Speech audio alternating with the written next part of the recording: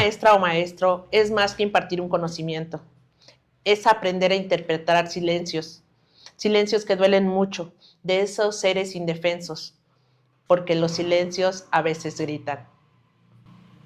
Cuando una docente sospecha que una niña o un niño está siendo violentada en lo que debería ser su hogar, la pregunta no es solo qué hacer, sino hasta dónde puede llegar.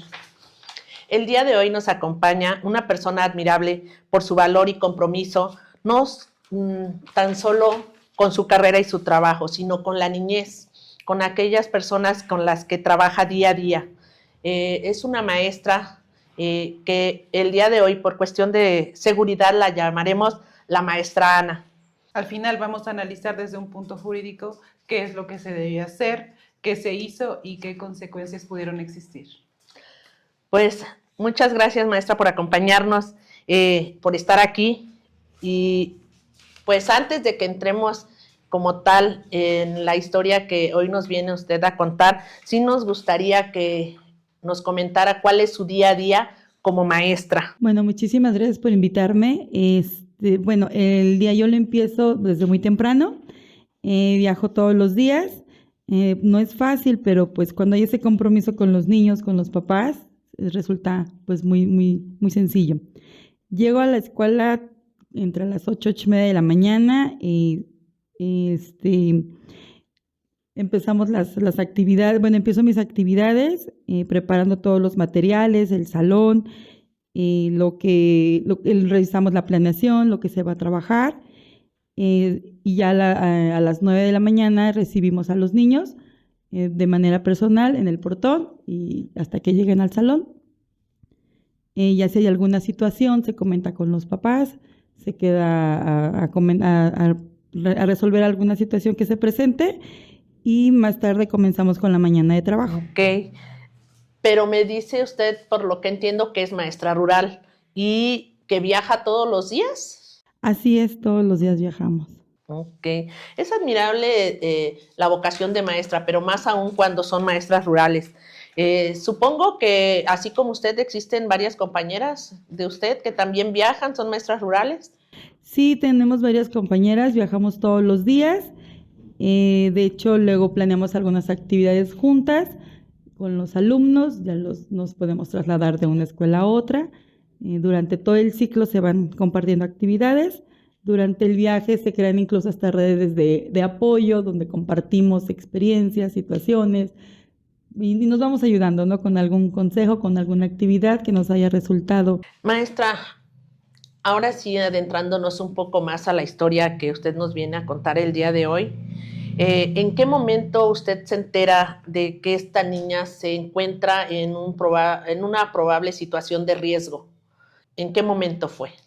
Bueno, en esa escuela en la que sucedió esto era de organización completa, éramos varias maestras, yo no era su maestra, la niña era alumna de otra compañerita, pero un día durante el receso, durante las guardias, esta maestra se acerca a la directora en ese entonces para comentarle esa situación, que una de las niñas al parecer estaba viviendo algún tipo de violencia y pues tenía miedo de meterse en algún problema. Incluso pues en ese momento sí le mostró, ¿no? Se llamó a la niña y le mostró algunas marcas que presentaba. ¿En qué parte del cuerpo presentaba las marcas? Como llevaban el uniforme, al ser una niña llevaba su faldita, entre las calcetitas, entre las piernas, eran muy visibles. Ya después la niña comentó pues que sí estaba siendo pues golpeada por su madrastra en ese entonces. Incluso hasta en su espalda también tenía algunas marcas. Okay. Y los comprobaron pues al levantarle la camisita del uniforme. Para ese momento usted ya se percataron que había indicios claros. Sí, bueno, con la niña, porque les digo, eran visibles en esa parte de las piernitas por las faldas, bueno, por la falta que se le veía, y pues ella sí lo confirmó. ¿Cómo qué tipos de indicios tenía? Los moretones, tenían algunos moretones y las marcas, más que nada, pues de como un cinturón al parecer. Ok. ¿Algún otro indicio? Él presentaba miedo la niña también. Y cuando se le empezó a cuestionar, al inicio sí le costó un poquito de trabajo empezar a abrirse para poder comentarlo. ¿Y usted qué pensó cuando escuchó y vio esta situación? Cuando lo escuchó de la niña y cuando vio la situación. No, demasiado dolor. La verdad es que no se puede ser indiferente ante una situación de esa magnitud. ¿Qué pensó hacer en ese momento? Ayudarla, sí. Ya después, bueno, conocimos el caso y pues sí fue buscar una manera de cómo poder ayudarla. Pues eso nos habla de su gran vocación por su profesión. La verdad que es muy valioso tener maestras como usted. De verdad, muchas felicidades por esta labor que no todos los docentes tienen. ¿Nos puede seguir relatando la historia? Sí, bueno, por lo que sabíamos en el contexto de la niña, bueno, la menor vivía con su papá biológico, y la madrastra, una jovencita, pues la niña era obligada a hacer actividades pues domésticas, pero antes de que se fuera a sus clases, sin importar el clima. Y pues esas actividades, de cierta manera, algunas sí la ponían en peligro. Para enfatizar, maestra, hablamos de una niña, ¿de qué edad? De 5 años. Bueno, ahí existe, no sé si usted tenía conocimiento si existían amenazas de que no dijera nada o por qué la niña, fue ese momento preciso que les externó su situación. ¿Cómo fue? Su maestra en este caso se dio cuenta por las marquitas que sí eran visibles. Entonces ya se sentó a platicar con ella, le brindó la confianza y la niña se empezó a abrir un poquito para poder compartirle eso a su maestra. Bueno, lo que sabemos es que los papás habían separado y el señor le había quitado la menor a la mamá, a su mamá biológica.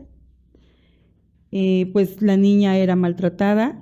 Desde ser obligada a realizar las labores domésticas en su casa desde muy temprano, y esto lo sabíamos por otros papás que llevaban a sus niños a la escuela, que eran vecinos de estas personas, y pues nos hicieron esos comentarios, que desde muy temprano la veían lavando los trastes, limpiando el piso. Sí, quehaceres no aptos. No acordes a su edad exactamente. Hablamos de una niña de 5 años haciendo actividades de adultos. En el artículo 4 de la Constitución Política de los Estados Unidos Mexicanos nos reconoce a nosotros como Estado para proteger el interés superior de la niñez, además de que existen la Ley de Derechos de Niñas, Niños y Adolescentes para el Estado de Veracruz, que específicamente en el artículo 6 establece el interés superior de la niñez, de los niños, niñas, así como el artículo 4 constitucional, que reconoce el derecho a una vida libre de violencia. También existe el artículo 12, que en este caso, mencionándola y no omitiendo la omisión por parte de las autoridades, en este caso hablamos directo, maestras, educadoras, directora, y mencionaba que no era, maestra, usted titular de ese grupo. Sin embargo, no ocurrió en la omisión, tal como lo establece el artículo 12 constitucional. Y demás artículos que podríamos mencionar que protegen a las niñas, niños y adolescentes y el interés superior a una vida libre de violencia. Para la parte penal, porque también no solamente es este tema, sino que la parte penal en el artículo 154 bis nos habla sobre la violencia familiar que se estaba dando en el núcleo, ya que estaba con el papá. La madrastra mencionaba, ¿verdad? Sí. Entonces, ellos estaban incurriendo pues en este delito. Bueno, maestra, y bueno, respecto a todo lo que nos ha comentado, ¿usted sabía cuál era el protocolo a seguir o no tan técnicamente lo sabía, pero usted por qué decidió ayudar? Sí, bueno, yo también tengo hijas y pues no podía permitir una situación así. También sabía que si ayudaba directamente a la niña, sabiendo el papá, sí me podía meter en algún problema. Yo vivía en ese entonces en la comunidad con mis hijas. y sí tenía miedo. Y coincidió que la mamá biológica en esos días fue que me contactó porque ya medio le habían comentado, pero pues no tenía la certeza. Entonces se acercó a mí para pedirme de cierta manera ayuda para ver qué podía hacer pues empezamos a buscar una manera de poder ayudarla. En la escuela integraron el expediente y se presentó una denuncia en el DIF municipal. Después la mamá se acercó a mí, le vuelvo a repetir, para poder ayudarla y a recuperar a su hija. Así es que también decidimos presentar el expediente, fotografías y demás pruebas que dieran, que nos pudieran constatar exacto que la niña estaba sufriendo de violencia, y se hizo una denuncia también en el DIF estatal. Sin embargo, pues al no haber una respuesta rápida para poder sacar a la niña en ese contexto en el que estaba, pues nos vimos en la necesidad de buscar alguna otra solución. Así es que con ayuda de otra señora, una mamá de otra menor que también iba a la misma escuela, empezamos a buscar opciones, y pues la primera que se nos ocurrió fue empezar a observar las actividades que la niña realizaba, sus horarios para poder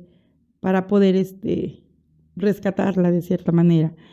Vimos los recorridos que la niña hacía porque regularmente iba sola para la escuela. Así es que un día su mamá biológica, ya con toda esa información, se acercó a ella durante ese camino, y en ese momento pues ella nunca dudó en recuperar a su hija, y ahí fue cuando se la llevó. Se la llevó. ¿Ustedes participaron en esa acción?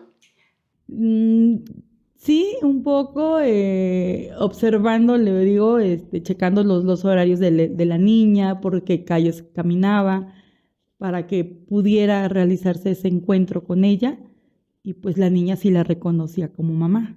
Por lo que entiendo y lo que platicábamos hace un rato, la mamá no la tenía bajo su cuidado, bajo su resguardo, porque el papá se la había quitado, ¿no?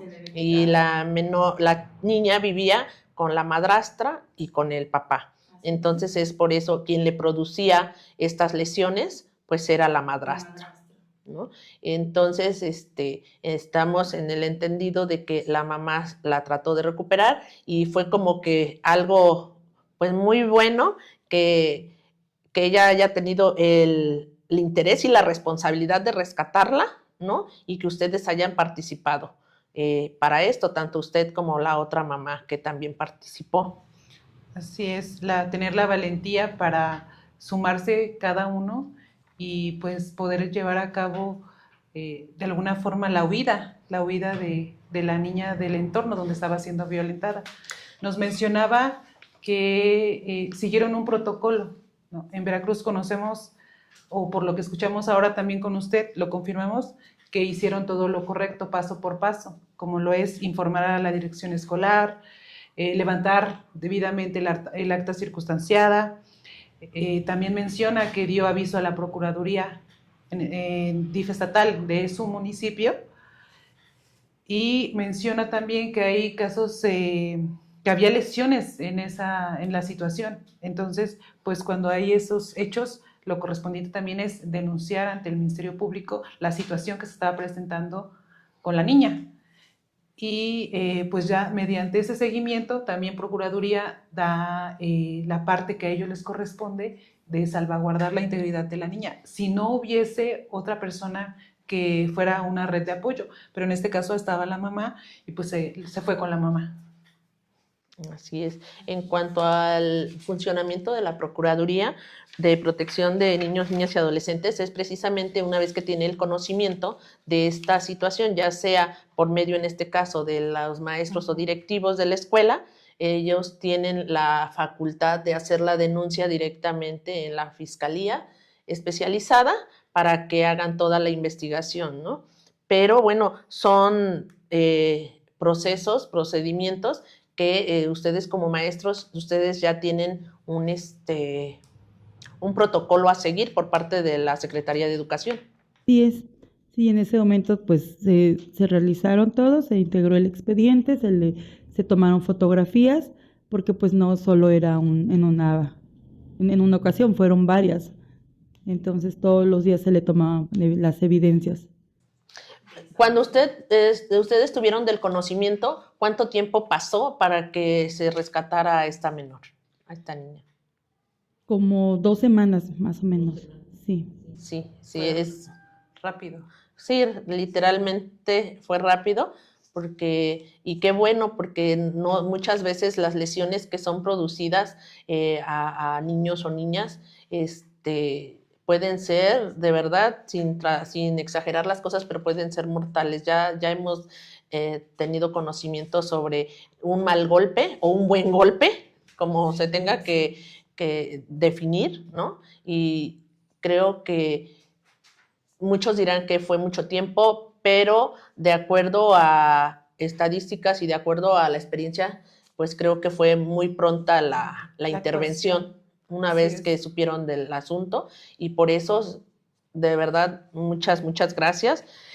Y pues bueno. Porque aquí pudo bien optar por el no hacer, haciéndolo más fácil y más práctico, enfocándose en ese momento en solo yo voy, doy clases, reviso tareas, termino mi horario, lo cubro y me retiro. Sin embargo, fue el sentir empatía y sobre todo no omitir lo que usted ya sabía, de lo que a lo mejor en su momento alguien más lo supo, pero no tuvo el valor y la empatía para enfrentarlo y pues salvaguardar a la niña. Y es que como docentes no tenemos que perder la visión de que de verdad todos los maestros, maestras, ellos son la primera línea que pueden detectar la violencia que se sufren los niños, niñas y adolescentes.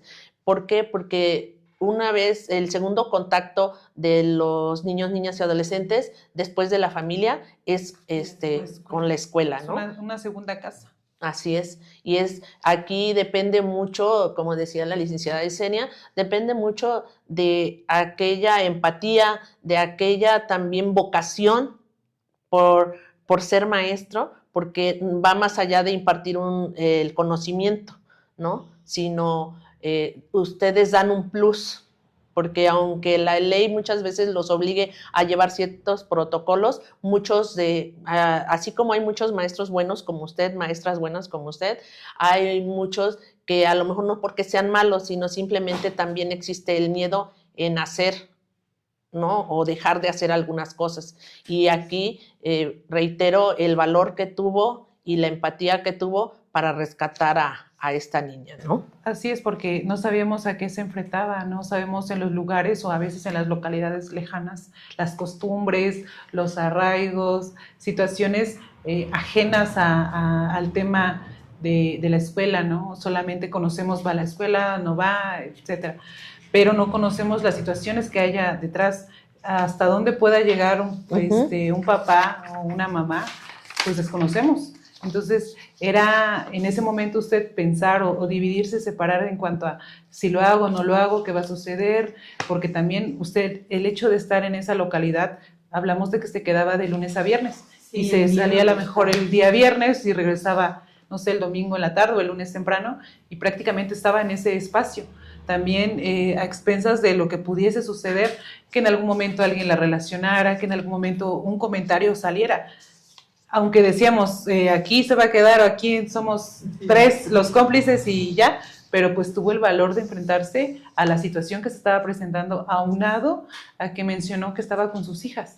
Sí, vivía en la comunidad con mis hijas, menores también. Maestra, ¿y cómo fue, pues, como tal, el desenlace? Que con esta pregunta quisiera que también me contestara cómo fue el desenlace, pero también qué obtuvo de experiencia personal. Pues bueno, después tuve ya la oportunidad de poder ver a la niña ya con su mamá biológica, con sus 2 hermanitos menores que ella todavía, y con la nueva pareja de la mamá. En este caso, un señor comprometido, dedicado a los otros 2 hijos que ya tenían. me tocó ver también la carita pues de mi niña, ¿no? O sea, esa cara llena de amor, ya sin las marquitas, ya sin las heridas, porque había otras que sí estaban todavía. Y verla toda llena pues de cuidados, de amor, con eso. Y cuando la ves, entonces dices, ya va bien peinadita, ya va bien bañadita, su aspecto, ¿no? Ya era diferente. Así es. Pues se notó el cambio, ¿no? De la mamá presente. Y en lo personal, ¿qué sentiste? Pues muchísima paz, muchísima satisfacción de verla ya en un lugar seguro, donde obviamente iba a recibir muchísimo amor. ¿Lo volverías a hacer? Sí, claro, sí, sin dudarlo. Pero ya ahora ya con la experiencia, buscando asesoría legal con personas, por ejemplo, como ustedes, y siguiendo los protocolos, eso sí, sin dejarlos. Claro. Porque Pues, el activismo sin marco legal puede poner en riesgo tanto a la niña, pues como al maestro, como lo mencionábamos hace ratito, porque a veces el desconocimiento y el de lo hago, no lo hago, estará bien o no estará bien, pues nos estamos exponiendo, pero ya teniendo el marco legal, conociendo, sabiendo los protocolos que tiene que seguir, y que también debe de haber algún protocolo, algo que a ustedes como maestros también los proteja, pero desafortunadamente, pues creo, ¿no? Por lo que hemos escuchado con otras pláticas con demás docentes, pues están muy a la deriva, muy ausentes, tienen cierta facultad, pero por otra parte hay ciertas limitantes, entonces eso es como que y están queda en riesgo, a la ¿no? deriva. Así es. Sí, muchas veces al querer ayudar también ustedes se ponen en riesgo, porque también tomemos en cuenta, los que nos están escuchando, que los docentes no tan solo son docentes en un horario de 8 a 2, de 9 a 12, son docentes 24 horas ya toda su vida, pero también tienen una vida en lo particular, ¿no? Tienen hijos, tienen familia, y el inmiscuirse en este tipo de situaciones, uno no sabe quién es el papá, quién es la mamá, cómo vayan a actuar bajo esta circunstancia, ¿no? Entonces siempre hay un miedo latente, porque es la verdad, es un miedo latente de intervenir en estas situaciones. Pero sí, como dice la licenciada Yesenia, ya teniendo el conocimiento de cómo llevar a cabo este tipo de denuncias y hasta dónde también podemos, porque también hay limitantes, mientras los maestros no se pongan en peligro, también es importante decirlo. A veces queremos hacerlo, pero también hay que ver hasta dónde podemos hacerlo sin que nosotros salgamos, bueno, ustedes como docentes salgan perjudicados, ¿no? Y pues en Veracruz la ley protege la infancia, eso no tan solo en Veracruz, sino en todo el país. Hablamos hablamos siempre del interés superior de los niños, niñas, porque así es en todo el mundo. Lo primero que se rige antes que el derecho de las mujeres, del hombre, están los derechos de los niños y de las niñas. ¿Por qué? Porque son personas vulnerables, son personas que sabemos que por su edad biológicamente pueden permitir muchas cosas, pensando en que es amor, pensando en que así es la vida, pensando qué es lo que han recibido desde pequeños, ¿no? Pero siempre el Estado, por hablarlo conforme a derecho, el Estado es quien tiene que velar por los derechos de estos niñas y niñas. Y pues bueno, invitamos a todos aquellos que tengan conocimiento de este tipo de situaciones, bueno, que nos hagan saber en lo que podamos ayudar, y pues reiterar de verdad nuestro agradecimiento, no tan solo por el estar aquí el día de hoy, sino por haber rescatado a una niña que muy posiblemente pudo haber tenido consecuencias pues más graves. De verdad, muchísimas gracias, maestra.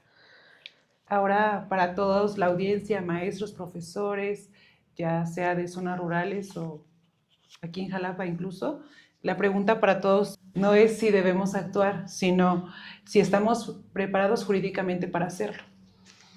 Y pues bueno, se queda esa pregunta. Queremos que nos manden sus comentarios y pues el día de hoy nuestro episodio todos nuestros episodios tratan de historias que muchas veces pues no son tan agradables, pero que definitivamente son parte de nuestra realidad, parte de lo que vivimos en sociedad, pero que con personajes como la maestra, que hoy le llamamos la maestra Ana, pues termina, podemos decirlo así, con un final feliz. Y pues a todos los que nos ven, les seguimos invitando a que nos sigan en nuestras redes, de que nos compartan y nos den un like. Eso nos ayuda muchísimo para seguir llegando a muchas personas y pues también es un espacio abierto. Si alguien tiene una historia que contar, alguien tiene algo que nos pueda aportar para crecer como sociedad, puede ponerse en comunicación con nosotros en los números que van a aparecer aquí abajito y pues estamos en contacto y muy contentos lo recibiríamos para escuchar su historia. Pues sería todo. Muchas gracias, licenciada Yes. Gracias maestra por su participación, por su vocación, por su valentía y pues bueno, un aplauso. Un aplauso para maestra. Muchas gracias a ustedes por invitarme. Gracias. Gracias. Bueno, hasta luego. Nos vemos en el próximo episodio de Alerta Legal.